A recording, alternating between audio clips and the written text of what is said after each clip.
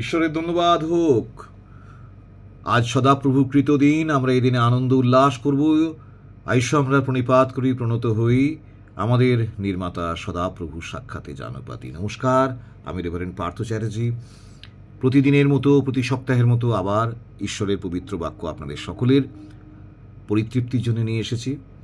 এই বাক্য যদি আপনাদের অন্তরে কাজ করে, এই বাক্য যদি আপনাদেরকে সেই মান্না ভক্ষণের তৃপ্তি দেয়, বাক্যরূপ মান্না ভক্ষণের, তাহলে দয়া করে আমার ইউটিউব চ্যানেলটাকে সাবস্ক্রাইব করবেন। আপনাদের জন্যে আমি অনেক ঈশ্বরের বাক্য আধারিত, বাইবেলের বাক্য আধারিত অনেক ভিডিওস তৈরি করে এই ইউটিউব চ্যানেলে আপলোড করেছি।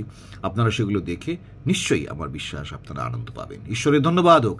আজকে বাইবেল থেকে যে বিষয়টা আমি সেটা বলতে চাইব, সেটা হচ্ছে, তার শিরোনাম দিতে পারি ইংরেজিতে কি না, tomorrow may be too late, অর্থাৎ কালকের দিনটায় হয়তো অনেক দেরি হয়ে যেতে পারে। Whatever you need to do today. Tomorrow may be too late. আর এ বিষয়ে সর্বপ্রথম বাইবেলের যে গুরুত্বপূর্ণ অংশটা আমি পাঠ করব, সেটা হচ্ছে জেমস বা জাকব পুস্তকের 4 অধ্যায়, তার 13 থেকে 16 পদ। এবং সেখানে প্রভুর বাক্য এই কথা বলে যে কল্লোকার বিষয়ে শ্লাঘা করিও না, কল্লোকার বিষয়ে শ্লাঘা করিও না। এবং প্রভুর বাক্য এখানে বলছে, এখন দেখো তোমাদের কেহ কেহ বলে, অদ্য কিংবা কল্য আমরা অমুক নগরে যাইব এবং সেখানে 1 বৎসর যাপন করিব, বাণিজ্য করিব, লাভ করিব। তোমরা তো কল্লোকার তত্ত্ব জানো না। তোমাদের জীবন কি প্রকার? তোমরা তো বাষ্পস্বরূপ, যাহা ক্ষণিক দৃশ্য থাকে, পরে অন্তর্হিত হয়। উহার পরিবর্তে বলো, ইহা বলো, প্রভুর ইচ্ছা হইলেই আমরা বাঁচিয়া থাকিব এবং এই কাজটি বা ওই কাজটি করিব। কত সুন্দর কথা। তোমরা কি কল্লোকার তত্ত্ব জানো? আমাদের মধ্যে কেউ জানে কাল কি হবে? আর আমাদের জীবন কীরকম, কতটা স্থায়ী না বাষ্পস্বরূপ, যা এই উঠছে, এই উড়ে কোথায় ভেসে চলে যাচ্ছে, তার আর কোনো ঠিক ঠিকানা নেই। তাহলে আমাদের আয়ুর পরিমাণ 70 বৎসর, বলযুক্ত হইলে 80 বৎসর হইতে পারে। তার মানে আমাদের জীবন থেকে প্রতিটা দিন ওই বাষ্পের মতো উড়ে যাচ্ছে, এবং সত্যি হইতে পারে, বলেনি যে হবেই হবে। আমাদের আয়ুর পরিমাণ ওই রকম হতে পারে, কিন্তু তার আগে যে আমরা পৃথিবী ছেড়ে চলে যাবো না এমন তো গ্যারান্টি কেউ দেয়নি। আমাদের আয়ুর খবর একমাত্র ঈশ্বর জানেন, আমরা তো জানি না। আধুনিক চিকিৎসা শাস্ত্র, বিজ্ঞান অনেক কিছুভাবে জানার চেষ্টা করছে, কতটা তারা জেনেছে সেটা তারাই বলতে পারবে। তো কল্লোকার তত্ত্ব আমরা কেউ জানি না, কাল কী হবে আমরা কেউ জানি না। And that is why we should never promise to do something tomorrow. কালকের কথা আমরা কখনো বলতে পারি না বলে কালকের জন্য আমাদের ভাবিতেও যেমন হতে নেই, দিনের কষ্ট দিনের জন্য যথেষ্ট, তেমনি কালকের জন্যে আমাদের কিন্তু গ্যারান্টিড কোনো জিনিস নাও ঠিক করতে পারি। আমরা বলতে হবে যে প্রভুর ইচ্ছা হলে আমরা কালকে বাঁচবো, তাহলে এই কাজটা করব। এই সঙ্গে সম্পর্কিত আরও কয়েকটি যদি বাইবেল ভার্স আমরা দেখি, তো দেখব যে বাইবেল কত সুন্দর করে আমাদের দৈনন্দিন জীবনকে আরও সুন্দর করে বাঁচতে সাহায্য করেছে। সেটা হচ্ছে গীত সংহিতা 90 গীতের 12 পদে বলেছে, আমাদের দিন গণনা করিতে শিক্ষা দাও।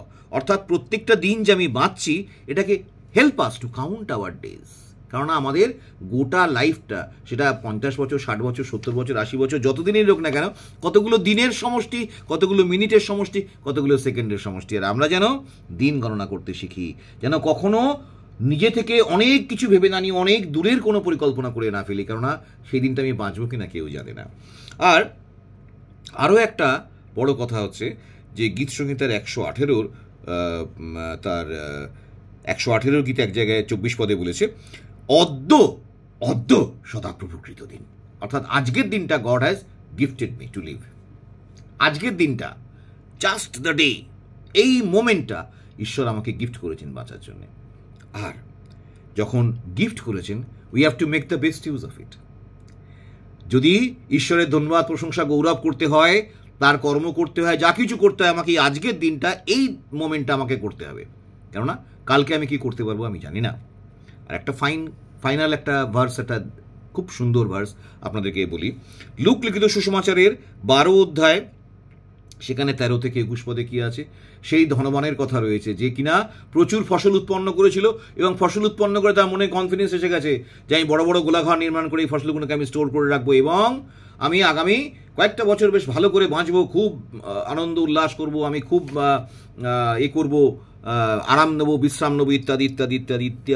আর ঈশ্বর তাকে কি বলছেন, হে নির্বোধ, অর্ধরাত্রিতেই তোমার প্রাণ তোমা হইতে দাবি করিয়া লওয়া যাইবে। অর্থাৎ আজকে আমি বেঁচে আছি, আজকে আমার কার্য আমি করছি, ঈশ্বরের ধন্যবাদ প্রশংসা গৌরবের কার্য আমি করছি, কিন্তু কালকের দিনটায় আমার প্রাণকে ঈশ্বর ডেকে নেবেন কিনা, আমার আত্মাকে তিনি ফেরত চাইবেন কিনা, আপন আলয়ে ডেকে নেবেন কিনা, প্রবাস ছেড়ে আমি নিবাসে চলে যাব কিনা, আমি তো জানি না। তাই আজকের দিনটাই আছে আমার হাতে, প্রাণ ভরে ঈশ্বরের ধন্যবাদ প্রশংসা গৌরব করার। আর আসুন আমাদের জীবনের মধ্যে দিয়ে আমরা সব সময়তে আমরা শুধু সেই কাজটা করে যাই। আজকের দিনটায়, আজকের মুহূর্তটায় ঈশ্বরকে গৌরবান্বিত করি। ঈশ্বরের ধন্যবাদ হোক, তার নাম উচ্চীকৃত গৌরবান্বিত হোক। Amen, amen. সদাপ্রভু ধন্যবাদ হোক। আমেন।